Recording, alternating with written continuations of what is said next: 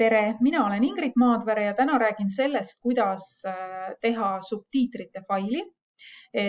Teatavasti, kui me teeme koolis õppefilme, siis teie panete oma valmis filmid Google Drive'i, kus siis parimad filmid pannakse üles kooli YouTube'i kanalile.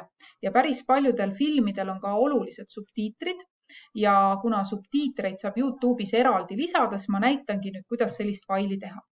Mul on praegu nüüd siin lahti tehtud üks Notepad'i fail, et neid tehaksegi sellise tavalise tekstitoimetiga ja siis on näha, et mul on siis number 1, see tähendab, et esimene subtiitrite osa algab, siis on kellaaeg, et siin tagant siis on 4. kuni 8. sekundini, tere, see on proov. Nii, siis on vajutatud enterit, number 2, siis on jälle kellaaeg ja siis on järgmine osa. Nii et põhimõtteliselt see käibki nii, et kui ma nüüd panen siia number 3, siis tuleb järgmine kellaaeg. Ma võin ka teha nii, et ma kopeerin, mul on palju lihtsam, et kopeerin selle teise osa ära.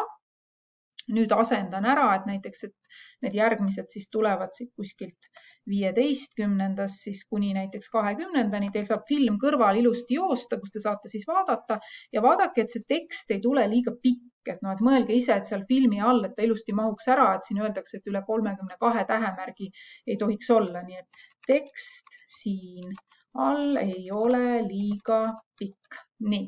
Ja kui ma olen siis kõik selle valmis teinud, teil on niikuinii stsenaariumis saate juba neid asju võtta, siis salvestamisel on oluline, et te salvestate selle SRT formaadis. Nii et kui ma võtan siis fail, salvesta nimega, siis vaikimisi ta näitab mulle siin nüüd TXT siin Notepad'is.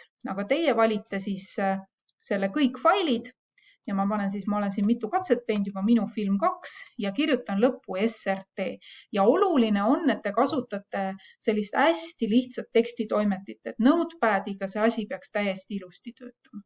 Nii, ja nüüd ma vajutan salvesta ja saan siis selle sama faili lisada oma filmi juurde samasse kausta.